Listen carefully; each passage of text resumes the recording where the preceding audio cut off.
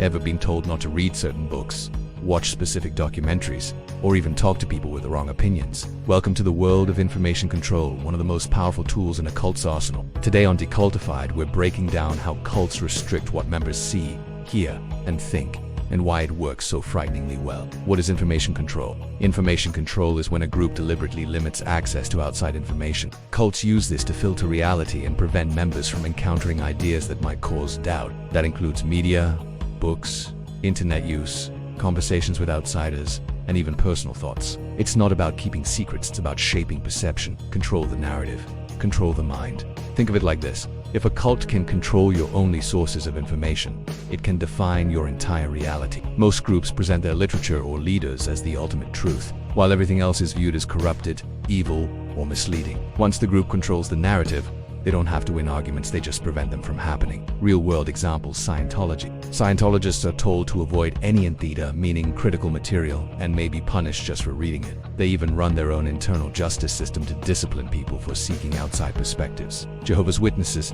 JW is discouraged from reading anything not published by the Watchtower Society. Apostates, ex-members who speak out, are labeled dangerous liars. Independent thinking is literally condemned in their literature. The FLDS Church. Members of the fundamentalist Latter-day Saints lived in isolated compounds, where phones, internet access, and outside books were tightly restricted. The outside world was framed as evil and fallen. Techniques of information control. Censorship. Members are told not to read or watch certain material, or access non-approved websites. Filtering language. Critical voices are labeled with emotionally loaded terms like satanic, apostate, or fake news. Shunning. People who question are ignored or punished, creating fear around seeking outside truth. Gaslighting. Any conflicting information is explained away or twisted to make the member doubt their memory or reason. Why it works so well. When a person is cut off from outside perspectives, the cult's logic becomes airtight. Any internal doubt gets crushed by the absence of alternatives, and fear of punishment or exclusion adds pressure to conform. Over time, the member might believe that they chose their beliefs, not realizing those choices were carefully engineered. Escaping the filter bubble. The first step out is the hardest. People often describe the moment they encountered forbidden information as both terrifying and freeing. It might be a banned book, a conversation with a former member, or even stumbling across a critical documentary. That moment cracks the illusion.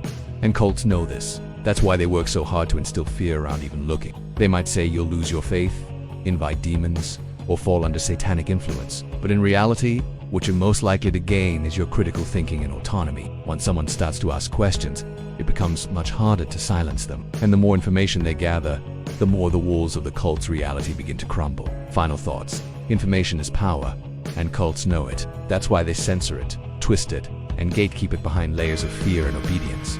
But truth has a way of slipping through the cracks.